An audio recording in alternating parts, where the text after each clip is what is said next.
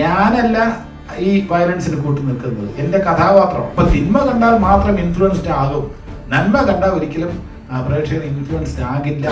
ലഹരിയൊക്കെ ഏറ്റവും കൂടുതൽ വിൽക്കപ്പെടുന്നത് എവിടെയാണ്? സ്കൂളുകളുടെയും കോളേജുകളുടെയും അടുത്ത. ഓരോ ദിവസവും രാവിലെ കാണുന്നത് വെട്ടിക്കൊന്നു എന്നുള്ളതാണ് കാണുന്നത്. അച്ഛൻ മകനെ വെട്ടിക്കൊന്നു, മകൻ അച്ഛനെ വെട്ടിക്കൊന്നു.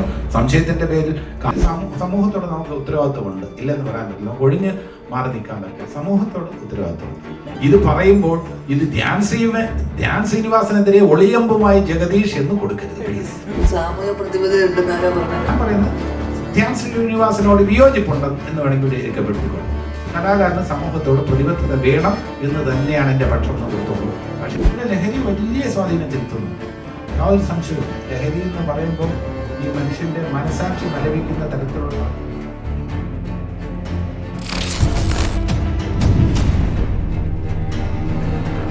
ജഗദീശേട്ടാ, ഇപ്പോഴത്തെ ഒരു സിനാരിയോ എന്ന് പറയുന്നത് കൂടുതലായിട്ട് കേരളത്തിൽ കൊലപാതകങ്ങളാണ് നടന്നുകൊണ്ടിരിക്കുന്നത്.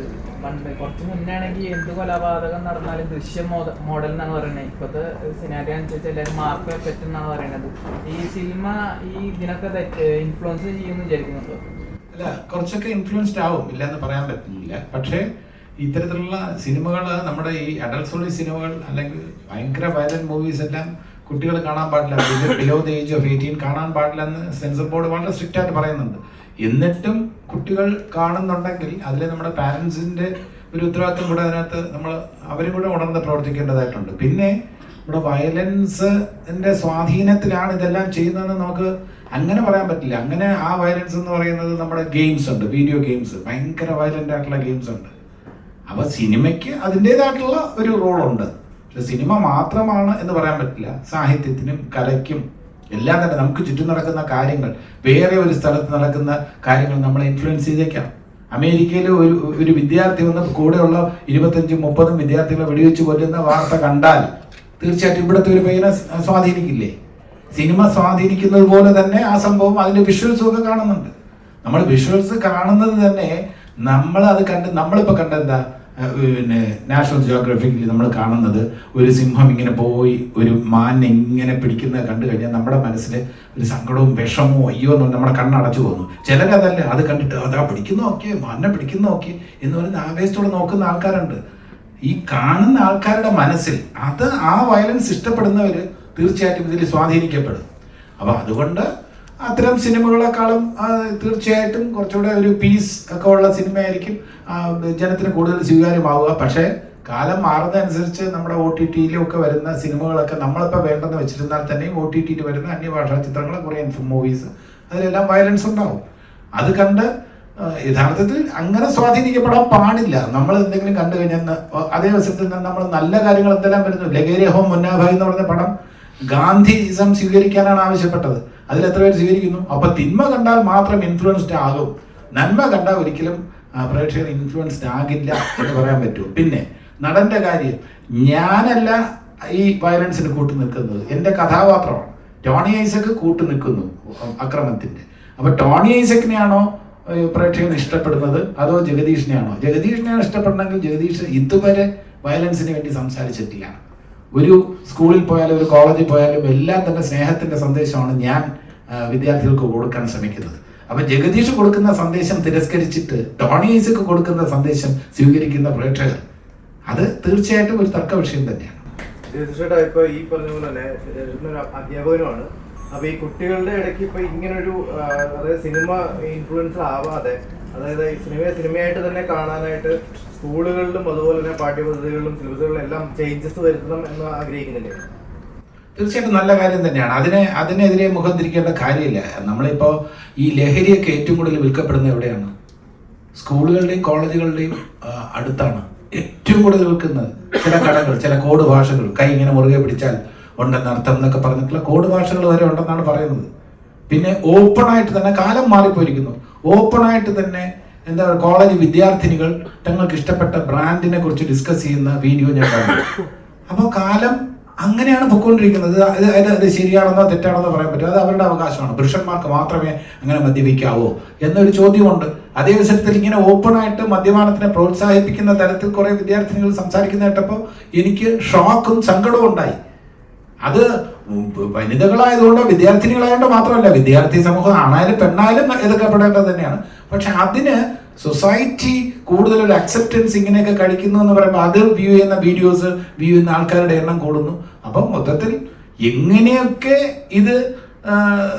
ഇതിനെ തടസ്സപ്പെടുത്തി അല്ലെങ്കിൽ ഇതിനെ ബ്ലോക്ക് ചെയ്ത് ഇത് ഒഴിവാക്കാനുള്ള എന്തൊക്കെ നീക്കങ്ങൾ ആരൊക്കെ നടത്തിയിരുന്നാലും അതിന് നമ്മളെല്ലാവരും പിന്തുണ രേഖപ്പെടുത്തണം എന്ന് തന്നെയാണ് എൻ്റെ അഭിപ്രായം. കാരണം അലാമിംഗ് റേറ്റിലാണ് ഈ കൊലപാതകമൊക്കെ പോകുന്നത്. ഓരോ ദിവസവും രാവിലെ കാണുന്നത് വെട്ടിക്കൊന്നു എന്നുള്ളതാണ് കാണുന്നത്. അച്ഛൻ മകനെ വെട്ടിക്കൊന്നു, മകൻ അച്ഛനെ വെട്ടിക്കൊന്നു, സംശയത്തിന്റെ പേരിൽ കാമുകനെ വെട്ടിക്കൊന്നു, അല്ലെങ്കിൽ ഭാര്യയെ വെട്ടിക്കൊന്നു, അല്ലെങ്കിൽ ഭാര്യയും കുട്ടികളും ചേർന്ന് റെയിൽവേ ട്രാക്കിൽ ആത്മഹത്യ ചെയ്തു. ഇങ്ങനെ ഒരുപാട് കാര്യങ്ങൾ കാണുന്നുണ്ട്. അപ്പൊ നമുക്ക് ചുറ്റും നടക്കുന്ന കാര്യങ്ങളെ കുറിച്ച് നമുക്ക് അഹങ്കരിക്കാൻ യാതൊരു നിർവാഹവും ഇല്ല, നമുക്ക് സന്തോഷിക്കാൻ നിർവാഹമില്ല. നമ്മളെല്ലാവരും കുറച്ച് ഡെസ്പറേറ്റ് ആണ്, ദുഃഖത്തിലാണ്.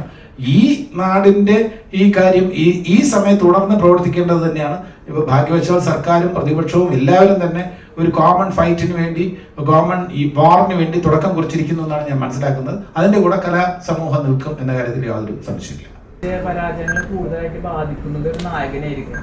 അപ്പൊ ഈയിടായിട്ട് കൂടുതലായിട്ട് പരാജയപ്പെട്ട ധ്യാന്റെ പേര് എടുത്ത് മലയാളികൾ തന്നെ പറഞ്ഞുകൊണ്ടിരിക്കണം. അദ്ദേഹത്തിന്റെ പേര് എടുത്ത് പറഞ്ഞ അദ്ദേഹത്തിന് ബോംബ് സ്റ്റാർ എന്നാണ് വിശേഷിപ്പിക്കുന്നത്. അപ്പോൾ എന്തുകൊണ്ടായിരിക്കും ഈ നായകന്റെ പേര് വെച്ചിട്ട് എന്താണ് വിജയപരാജയങ്ങൾ നോക്കി കാണുന്നത്? അല്ല അദ്ദേഹത്തിന്റെ വീണ്ടും അദ്ദേഹത്തിന്റെ പടത്തിന്റെ സ്ക്രീനിൽ വരുമ്പോ തന്നെ അദ്ദേഹത്തിന് വിശ്വാസം കുറവ് പോലെയാണ് ജനങ്ങൾക്ക് ഫീൽ ചെയ്യുന്നത്. അല്ല,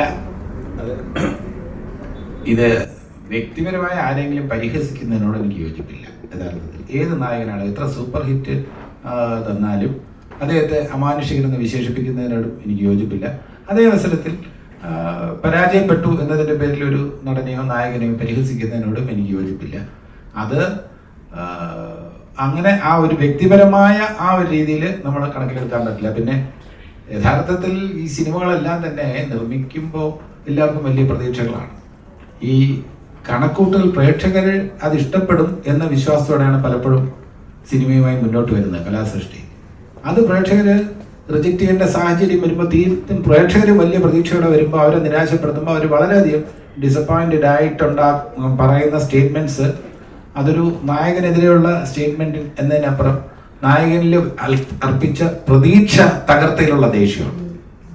നായകനോടുള്ള ദേഷ്യമല്ല, വ്യക്തിയോട്. ഇനി ഏത് ഹീറോ ആണെങ്കിലും ശരി, അതെന്തെങ്കിലും കാണും എന്ന് വിചാരിച്ച് വന്നിട്ട് ഒന്നുമില്ല എന്ന് വരുമ്പോൾ അത് ഇന്നൊരാള് നാളെ വേറൊരാള് എൻ്റെ ഒരു ചിത്രം എന്തെങ്കിലും ഉണ്ടാവുമെന്ന് പ്രതീക്ഷിച്ച് വന്നിട്ട് ഞാൻ ഇതേപോലെ പ്രൊമോഷനിലൊക്കെ ഇരുന്ന് പറഞ്ഞിട്ട് അവിടെ വരുമ്പോൾ തീർത്തും നിരാശപ്പെടുത്തിയാൽ ആ പ്രതീക്ഷ തകർത്തതിന്റെ ഒരു ദേഷ്യമോ എന്തെങ്കിലും ഒരു വികാരമോ നിങ്ങൾക്ക് എന്നോട് ഉണ്ടാവും. അതിൽ ഞാൻ പരിഭവിച്ചിട്ട് കാര്യമില്ല, അത്രേ ഉള്ളൂ. അത് എനിക്കെതിരെയുള്ള അല്ലെങ്കിൽ എന്നോടുള്ള വ്യക്തിപരമായ വിരോധമായിട്ട് ഞാൻ കണക്കാക്കില്ല. കലാകാരന് സാമൂഹ്യ പ്രതിബദ്ധത ഉണ്ടാകണം എന്ന കാര്യത്തിൽ സംശയമൊന്നുമില്ല. കാരണം സമൂഹത്തോട് ഒരു ഉത്തരവാദിത്വമുണ്ട്. ഞാനൊക്കെ വളരെ പേടിച്ചാണ് ഇപ്പോൾ ഒരു പരസ്യത്തിന് എൻഡോഴ്സ് ചെയ്യാൻ പറയുമ്പോൾ, ഒരു ഉദാഹരണത്തിന് ഒരു പണമിടപാട് സ്ഥാപനം, അത് നല്ല രീതിയിൽ പ്രവർത്തിക്കുന്ന ഒരു സ്ഥാപനമല്ലെങ്കിൽ നാളെ പ്രേക്ഷകര് അല്ലെങ്കിൽ ജനങ്ങൾ എന്നോട് പറയും, ജഗദീഷ് പറഞ്ഞിട്ടാണ് ഞങ്ങളൊക്കെ കൊണ്ട് പൈസ ഇട്ടത്, ഞങ്ങൾക്ക് പറ്റിക്കപ്പെട്ടിരിക്കുകയാണെന്ന് പറയാം. അതുകൊണ്ട് ഒരു പണമിടപാട് സ്ഥാപനമാകുമ്പോൾ അതിൻ്റെ റെപ്യൂട്ടേഷൻ എന്താണെന്ന് അന്വേഷിച്ചറിയേണ്ട ധാർമ്മികമായിട്ടുള്ള ഉത്തരവാദിത്വം നമുക്കുണ്ട്. ഇന്നിപ്പോൾ കൺസ്യൂമർ പ്രൊട്ടക്ഷൻ അനുസരിച്ച് നമ്മളൊരു ക്രീം തേച്ചാൽ മുഖം വെളുക്കും എന്ന് നമ്മൾ പറയുകയാണെന്നുണ്ടെങ്കിൽ ആ ക്രീമിൻ്റെ ഒരു ഫലം എന്താണെന്നുള്ളത് ഒരു നടൻ ബോധ്യപ്പെട്ടതിന് ശേഷമേ അതിനുവേണ്ടി എൻഡോഴ്സ് ചെയ്യാവൂ എന്നാണ് ഇപ്പോഴത്തെ റൂള്. അതുകൊണ്ട് നമ്മൾ അല്പം സൂക്ഷിക്കണം. പിന്നെ സമൂഹത്തോട് നമുക്ക് ഉത്തരവാദിത്വമുണ്ട്, ഇല്ലെന്ന് പറയാൻ പറ്റില്ല. നമുക്ക് ഒഴിഞ്ഞ് മാറി നിൽക്കാൻ പറ്റില്ല. സമൂഹത്തോട് ഉത്തരവാദിത്വമുണ്ട്. ഇത് പറയുമ്പോൾ ഇത് ധ്യാൻ ശ്രീനിവാസനെതിരെ ഒളിയമ്പുമായി ജഗദീഷ് എന്ന് കൊടുക്കരുത് പ്ലീസ്. അത് എനിക്ക് വളരെ വിഷമമുള്ള കാര്യമാണ്. കാരണം എൻ്റെ ജീവിതത്തിൽ ഏറ്റവും എന്നെ സഹായിച്ചിട്ടുള്ള എനിക്ക് പാത വെട്ടി തുറന്നു തന്നിട്ടുള്ള ശ്രീനിവാസന്റെ മകൻ എന്ന നിലയിലും എൻ്റെ ഒരു അനിയൻ എന്ന നിലയിലും ധ്യാൻ എനിക്ക് വളരെ ഇഷ്ടമാണ്. എൻ്റെ സഹോദരൻ, എൻ്റെ അനിയൻ. അപ്പോൾ അത് ധ്യാൻ ശ്രീനിവാസനെതിരെയുള്ള ഒളിയുമ്പോ ഒന്നുമല്ല. ഞാൻ പറയുന്നത് ധ്യാൻ ശ്രീനിവാസനോട് വിയോജിപ്പുണ്ട് എന്ന് വേണമെങ്കിൽ രേഖപ്പെടുത്തിക്കൊള്ളൂ. കലാകാരന് സമൂഹത്തോട് പ്രതിബദ്ധത വേണം എന്ന് തന്നെയാണ് എൻ്റെ പക്ഷം എന്ന് കൊടുത്തോളൂ. പക്ഷെ അത് അദ്ദേഹത്തിനെതിരെ വ്യക്തിപരമായിട്ടുള്ള ഒരു പരാമർശമായിട്ട് നിങ്ങൾ കൊടുക്കരുത് പ്ലീസ്. എനിക്ക് കിട്ടിയ അറിവനുസരിച്ച്, അത് എത്രത്തോളം ശരിയാണെന്ന് എനിക്കറിയില്ല, എനിക്ക് കിട്ടിയ അറിവനുസരിച്ച് ഈ സമരം ഉണ്ടാകാനുള്ള സാധ്യത കുറവാണ്. ഒന്ന്, നടീനടന്മാരും പ്രൊഡ്യൂസേഴ്സ് അസോസിയേഷൻ തമ്മിലുള്ള ആ തർക്കം, അതിന് വേണ്ട ചർച്ചകൾ, അനൗപചാരിക ചർച്ചകൾ നടക്കുന്നുണ്ട് ഇപ്പം. അതിൽ തന്നെ വിജയം കണ്ടെത്തും. പിന്നെ സർക്കാരും ഫിലിം ഇൻഡസ്ട്രിയും തമ്മിലുള്ള ഒരു സമരമാണ്. അതിൽ ഇലക്ട്രിസിറ്റി ടാരിഫ് ഉൾപ്പെടെയുള്ള കാര്യങ്ങളിൽ അത് സർക്കാരുമായിട്ട് നമ്മൾ ഒന്നിച്ച് നിൽക്കും. അതിൽ സർക്കാരിന് എത്രത്തോളം ചെയ്യാൻ കഴിയുന്നുള്ളത് അത് സർക്കാർ അവസരത്തിൽ വ്യക്തമാക്കും. അപ്പോൾ അത് സർക്കാർ വ്യക്തമാക്കി കഴിഞ്ഞിരുന്നാൽ ആ സമരം ഒഴിവാക്കും. അല്ലാതെ സർക്കാരിനെതിരെ ഒരു സമരം ഇൻഡെഫിനിറ്റായിട്ട് കൊണ്ടുപോകാൻ പറ്റുന്ന ഒരു ഇൻഡസ്ട്രി അല്ല. സർക്കാരിനോട് നമ്മുടെ ആവശ്യങ്ങൾ പറയുക, അതിൽ എത്രത്തോളം ചെയ്യാൻ സർക്കാരിന് കഴിയും എന്നുള്ളതിന് അതിന് നടന്മാരെല്ലാം തന്നെ ഇൻഫ്ലുവൻസ് ചെയ്യാൻ കഴിയും സർക്കാരിന് ഒരു പരിധി വരെ. സർക്കാരുമായി നല്ല ബന്ധമുള്ള അല്ലെങ്കിൽ സർക്കാരിൽ തലപ്പത്തിരിക്കുന്ന ഭരണത്തിന്റെ തലപ്പത്തിരിക്കുന്ന മന്ത്രിമാരും മുഖ്യമന്ത്രിയുമായിട്ടൊക്കെ അടുപ്പമുള്ള നടീനടന്മാർ നമ്മുടെ കൂട്ടത്തിലുണ്ട്. അവർ വിചാരിച്ച് അവരും കൂടെ വന്ന് നിർമ്മാതാക്കളുമുണ്ട്, സംവിധായകരുണ്ട്, അവരെല്ലാം കൂടെ പറഞ്ഞ് ഇൻഡസ്ട്രിയുടെ ആവശ്യങ്ങൾ നേടിയെടുക്കാനുള്ള ശ്രമങ്ങൾ നടത്തുക. അതിൽ എത്രത്തോളം നേടിയെടുക്കാൻ കഴിയും എന്നുള്ളത്, കാരണം റവന്യൂ എന്ന് പറയുന്നത് ഈ ബിവറേജസ് കോർപ്പറേഷന്റെ റവന്യൂവും ഈ ലോക്കൽ സെൽഫ് ബോഡീസിന്റെ ഈ ടാക്സുമാണ് സർക്കാരിന്റെ ഏറ്റവും പ്രധാനപ്പെട്ട വരുമാനങ്ങളിൽ ഒന്ന്. അത് കുറയ്ക്കാൻ സർക്കാർ തയ്യാറാകുമോ എന്ന് ചോദിച്ചാൽ പ്രായോഗികമായി ബുദ്ധിമുട്ട് സർക്കാരിന്റെ ഭാഗത്തു നിന്ന് ഉണ്ടാവും. സർക്കാർ അത് വിശേഷം പഞ്ചായത്ത് കോർപ്പറേഷൻ തെരഞ്ഞെടുപ്പ്, മുനിസിപ്പാലിറ്റി തെരഞ്ഞെടുപ്പ് നടക്കാൻ പോവുകയാണ്. ഈ സമയത്ത് നമ്മൾ ഒരു സമരം ചെയ്ത് ടാക്സ് കുറയ്ക്കണമെന്ന് ആവശ്യപ്പെട്ടാൽ പുതിയ ഭരണസമിതി വരാൻ പോകുന്ന ഈ അവസരത്തിൽ അത് എത്രത്തോളം സർക്കാരിനെ തൃപ്തിപ്പെടുത്താൻ കഴിയും അല്ലെങ്കിൽ സർക്കാരിന് കുറയ്ക്കാൻ കഴിയുമെന്ന കാര്യത്തിൽ എനിക്ക് സംശയമുണ്ട്. അപ്പോൾ ആലോചിച്ച് തീരുമാനമെടുക്കണം. സർക്കാരും തുറന്ന സമീപനമാണെന്ന് ശ്രീ സജി ചെറിയാൻ പറഞ്ഞിട്ടുണ്ട്. അപ്പോൾ എന്തായാലും ചർച്ചകൾ നടക്കുന്ന നല്ലതാണ്.